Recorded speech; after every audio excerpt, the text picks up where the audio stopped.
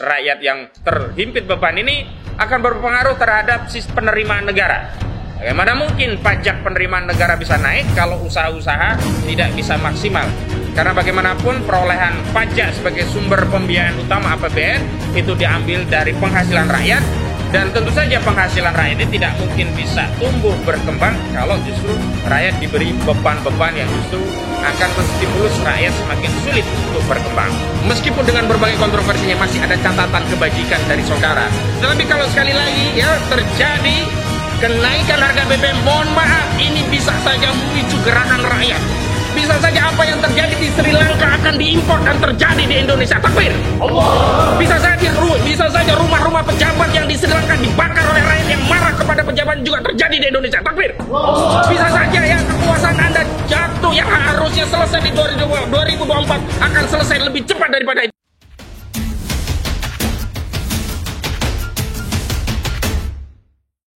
Bismillahirrahmanirrahim. Assalamualaikum warahmatullahi wabarakatuh. Waalaikumsalam warahmatullahi wabarakatuh. Takbir. Allahu Akbar.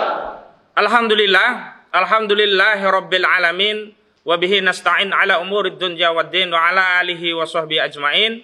Qala rabbi shrah li sadri wa yassir li amri wahlul 'uqdatam bil lisani yafqahu qawli. Amma ba'd. Kembali kami segenap ulama, advokat, dan tokoh ibu kota negara Jakarta. Sekali lagi kami tegaskan, hari ini kami, ulama, tokoh, dan advokat di ibu kota negara Jakarta berkumpul sengaja dalam rangka merespon rencana kebijakan zolim yang akan diterapkan pemerintahan Presiden Joko Widodo yang kemarin belum lama ini melalui Menteri Keuangan Sri Mulyani sudah berencana ancang-ancang akan menaikkan tarif dasar listrik.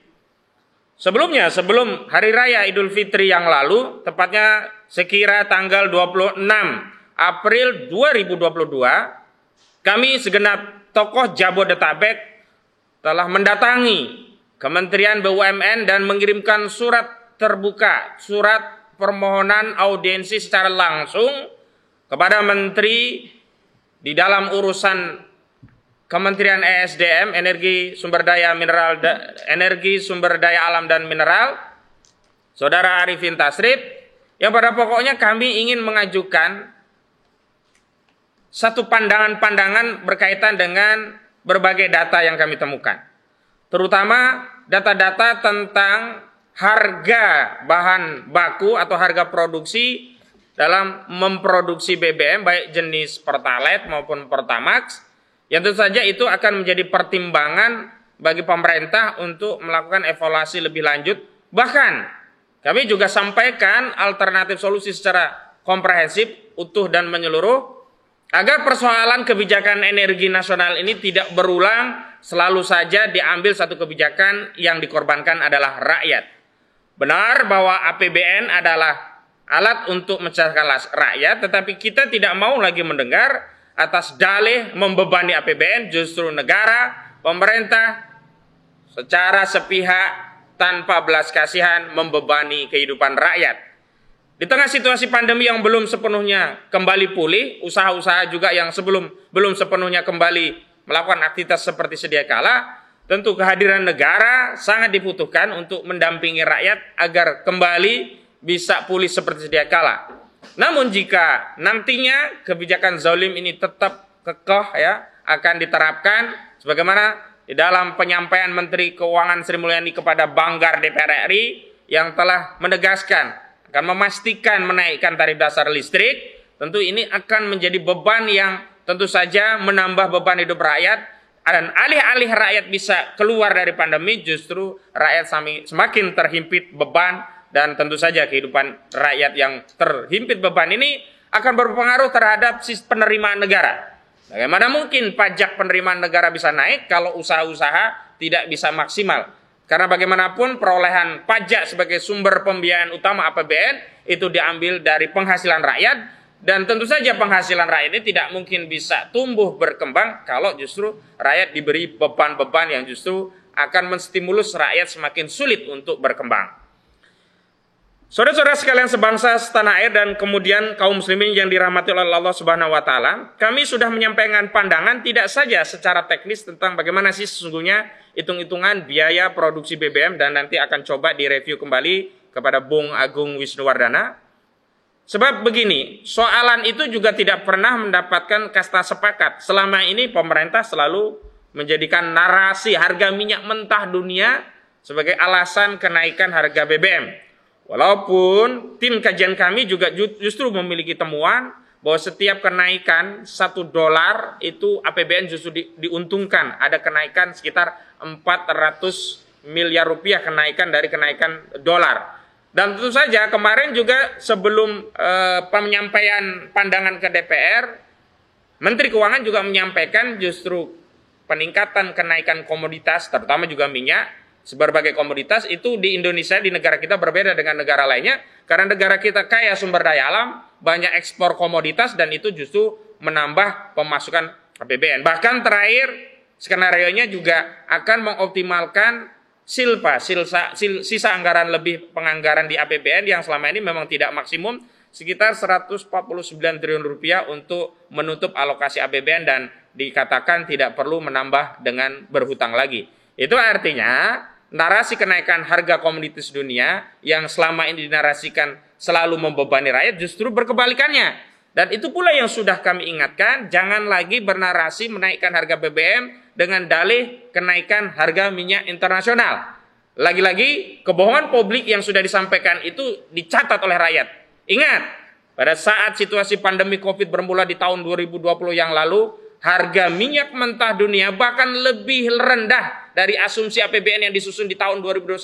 Asumsi APBN 2021 di 2022 itu kan disusun sekitar 60-an dolar per barel.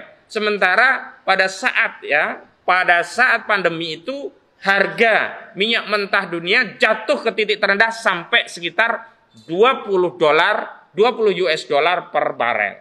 Tapi apakah kita semua pernah dapat harga BBM turun? Pernah kita dapat harga BBM seliter pertalite saja ya, seliter itu 3.000 atau 4.000 rupiah?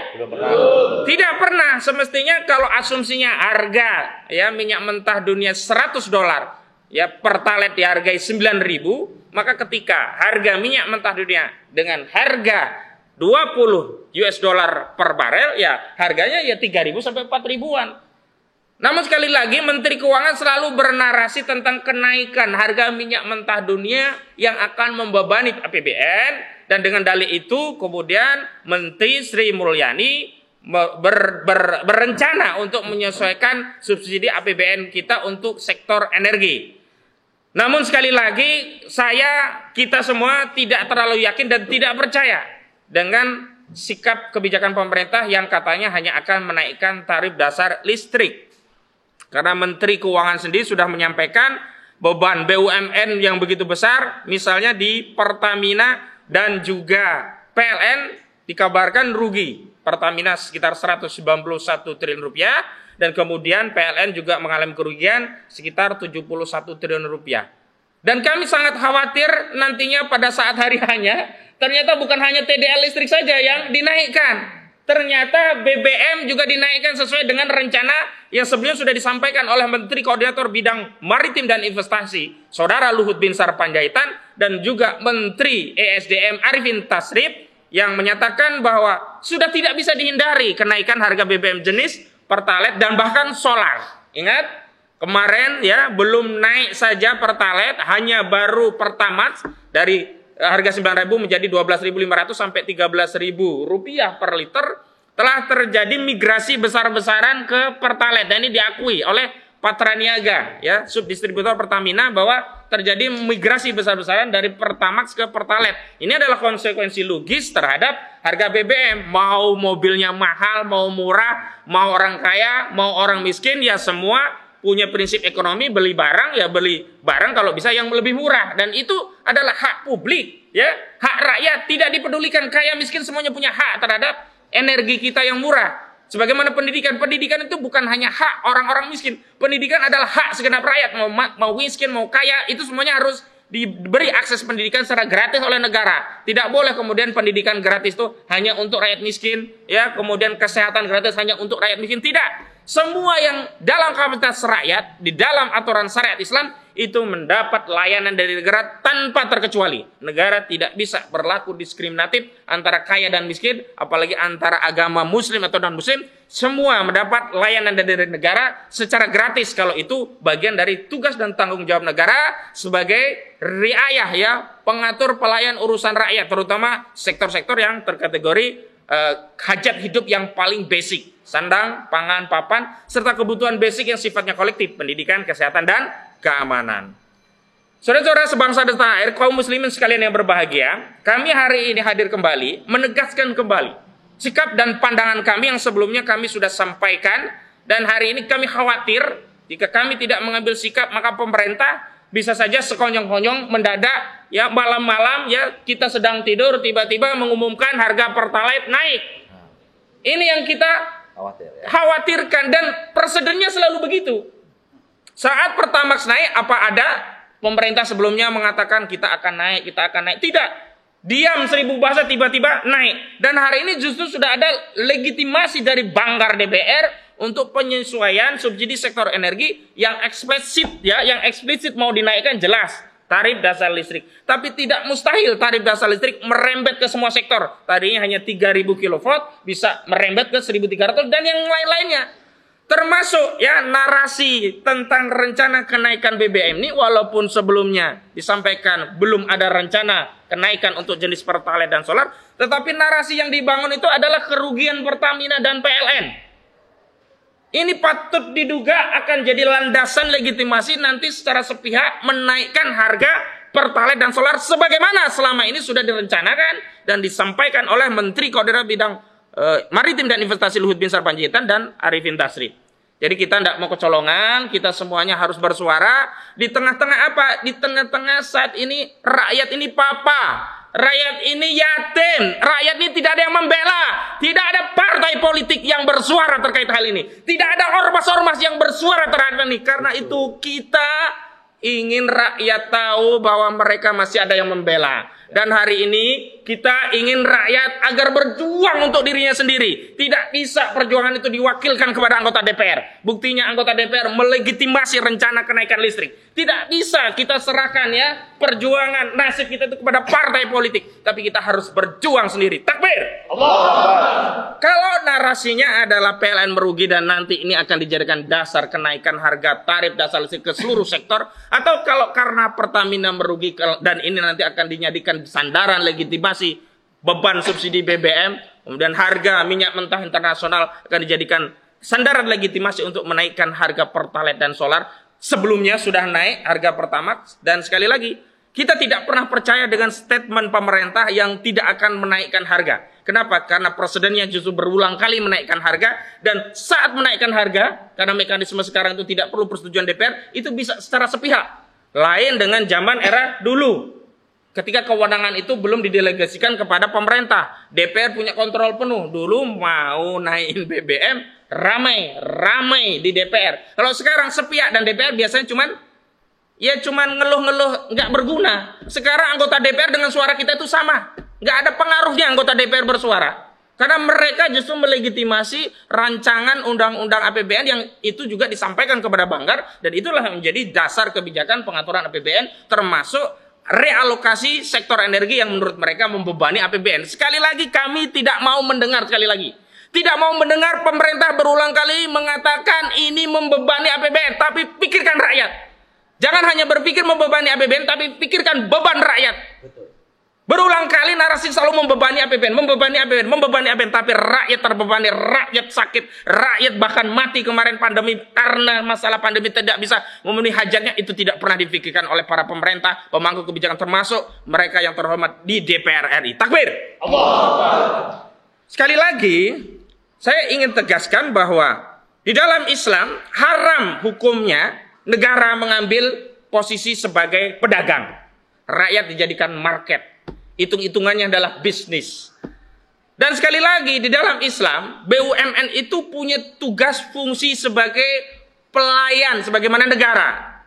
Tidak boleh BUMN itu punya fungsi profit oriented ansih. Dan sekali lagi ingat, Pertamina tidak hanya ngurusi sektor hilir. Selama ini narasinya Pertamina selalu bicara tentang harga minyak mentah dunia yang naik. Pertamina menjual dengan harga yang lebih rendah ketimbang pesaing Pertamina. Seolah Pertamina itu bahan bakunya semuanya beli. Jangan begitu Pertamina, bohong Anda. Anda juga bukan hanya sektor hilir, sektor hulu Anda juga masih memproduksi. Dan itu bahan bakunya tidak bisa disamakan dengan beli di harga minyak internasional. Dan walaupun kita akui tidak semua ya sekarang yang dikerjakan oleh Pertamina, banyak pemain swasta dan asing. Dan titik itulah kami menyuruh agar negara mengambil alih semua sumber daya alam yang masuk kategori al-milkiyatul amah, termasuk minyak, gas bumi, nikel, semuanya termasuk emas.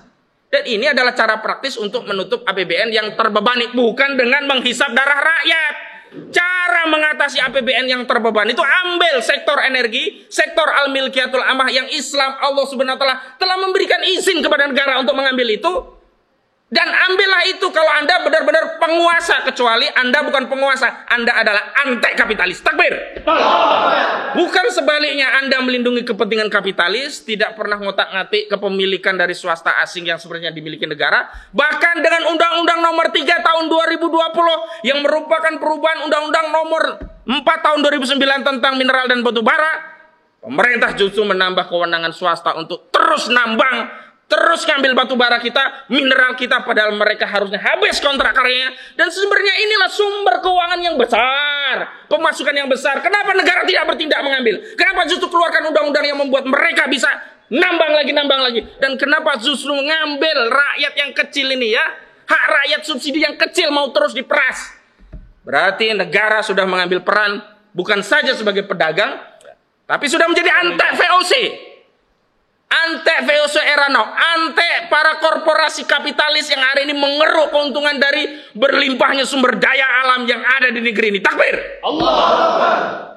Dan sekali lagi, ketika kami yang beragama Islam bernarasi dengan akidah Islam, memberikan solusi dengan Islam, itu adalah kewajiban kami. Bagi kami diwajibkan untuk menyampaikan solusi sesuai Islam. Kami diwajibkan untuk terikat dengan dalil syara. Karena itu tidak boleh ada narasi yang kemudian mendikte apalagi menstigma kami yang menyampaikan syariat Islam ini sebagai narasi yang radikal, anti dan seterusnya.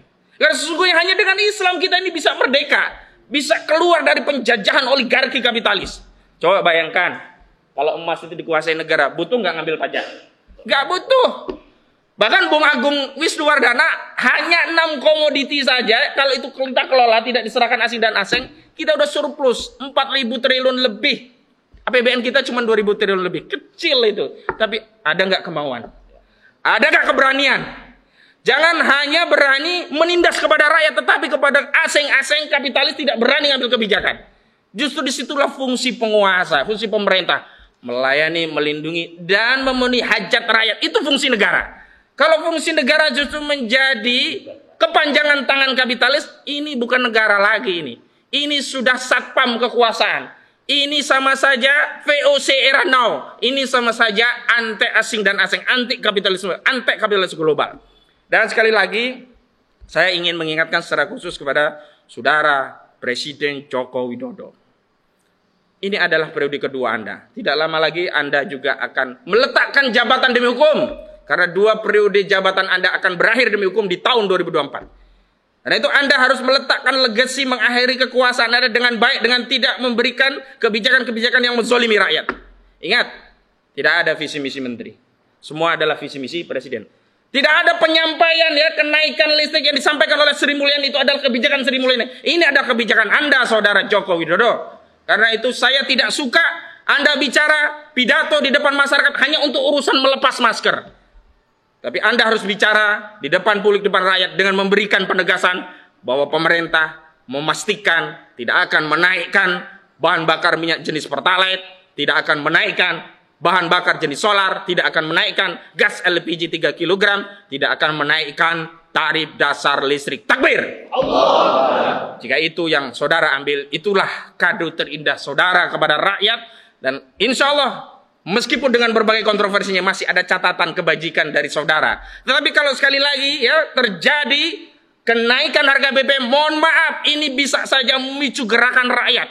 Bisa saja apa yang terjadi di Sri Lanka akan diimpor dan terjadi di Indonesia. Takbir. Allah. Bisa saja rumah-rumah pejabat yang di Sri Lanka dibakar oleh rakyat yang marah kepada pejabat juga terjadi di Indonesia. Takbir. Allah. Bisa saja ya kekuasaan Anda jatuh yang harusnya selesai di 2024 akan selesai lebih cepat daripada itu. Takbir. Allah. Karena itu mudah-mudahan nasihat yang bijak ini bisa diterima dengan akal yang sehat, dengan keimanan yang utuh, dan mudah-mudahan kita semuanya diridhoi Allah dan diselamatkan oleh Allah, dan mudah-mudahan kita termasuk orang-orang yang istiqomah berjalan di jalan Allah, tidak takut celaan orang suka yang mencela, dan terus menyampaikan dakwah syariah Islam, karena tidak ada jalan lain bagi negara dan bangsa ini agar keluar dari penjajahan kapitalisme ini kecuali kembali kepada Islam. Takbir. Allah. Wassalamualaikum warahmatullahi wabarakatuh.